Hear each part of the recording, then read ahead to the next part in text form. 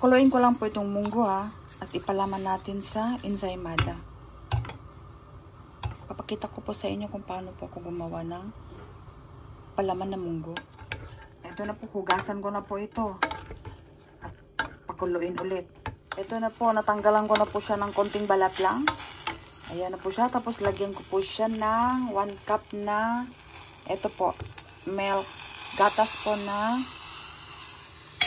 full cream po. Kahit na anong gatas. Iba, pwede rin. Ayan po siya.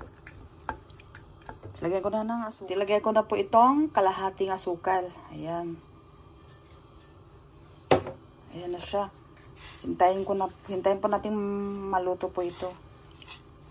Siguro mga 20 minutes. Ito na po. Luto na siya. Ganito lang po siya, oh. Hanggang sa maging matuyo na po. Ayan na siya. Tama lang po ang tamis. Kaya, ayan. Ipapalaman na natin sa ensaymada. Batidura ko po kasi medyo ayan siya. Ito na po siya. Ayan. Tapos na po. Ready na para ipalaman natin ito. Ayan siya. Ito na mga sangkap sa iluluto kong ensaymada. 2 eggs, 1 cup warm milk, 4 cups bread flour, 2 tablespoon cooking oil, 2 tablespoon vegetable shortening, 1/4 cup sugar, 7 gram dry yeast, salt, at syempre itong palaman natin na munggo. Naluto ko na po. Ilagay ko na po itong 7 gram na yeast.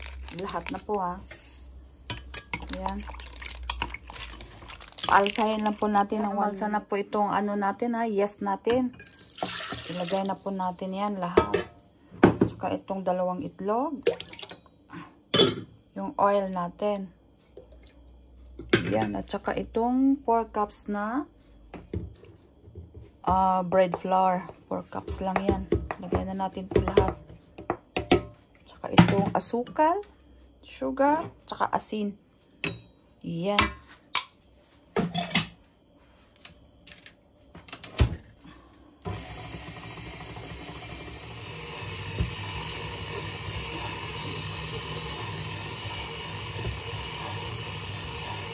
Ilagay ko na po itong vegetable shortening.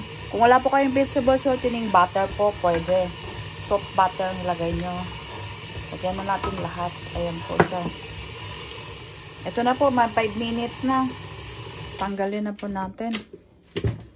Ayan. Pwede na ito. I-rest po natin siya ng 1 oras po ha.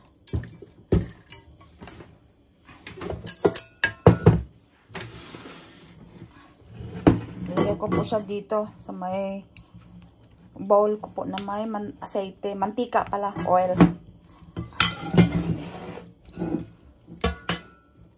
Tanggalin ko na po siya. Yan na. Ito na po. Yan. Lagay ko na po dito sa may mantika. 1 oras lang. Takpan po natin.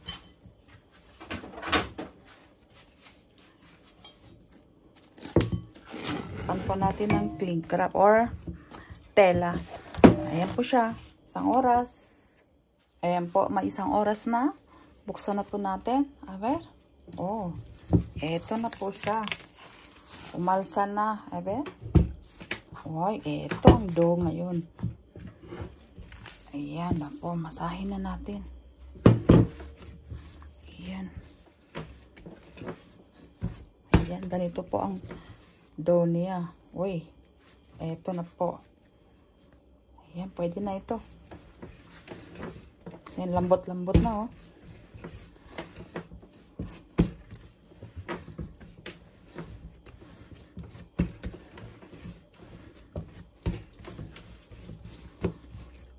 Ikilo po natin. Ayan, ikilo na po natin. Siguro mga 60 grams, ah. Naku, ang laki. 70. Ayan, 60.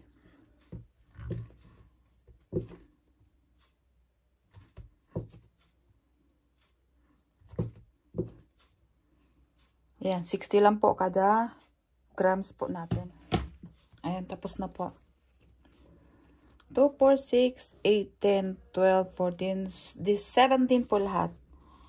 17, 60 grams kada isa. Kailangan takpan lang po natin para hindi titigas. Ngayon po, mag-umpisa na po ako ha, magpalaman.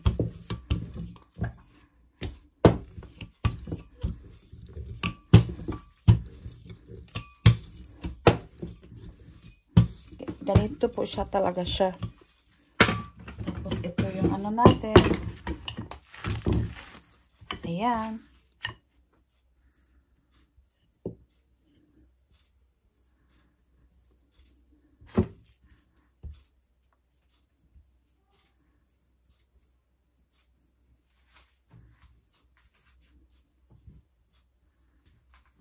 Marami ba? Ayan. Ganito lang siya ha. Ayan. Bes, sarado. Ayan, ganito na po siya.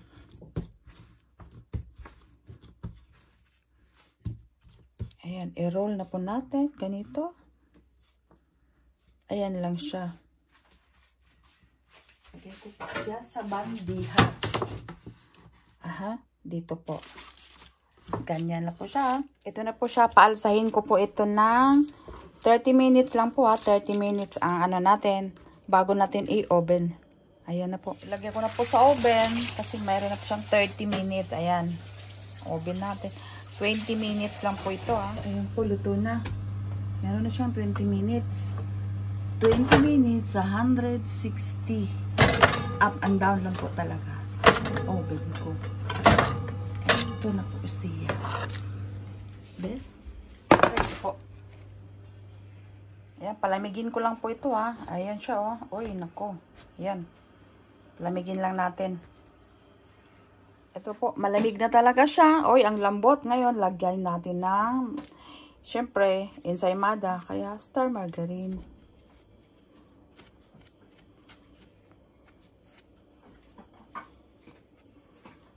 Tapos, isaw-saw sa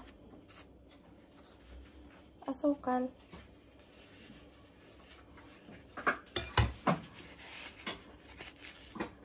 Yan na ang ensaymada. Ito na po, magtikim na po tayo ha. Ipapakita ko po sa inyo. Ito na siya.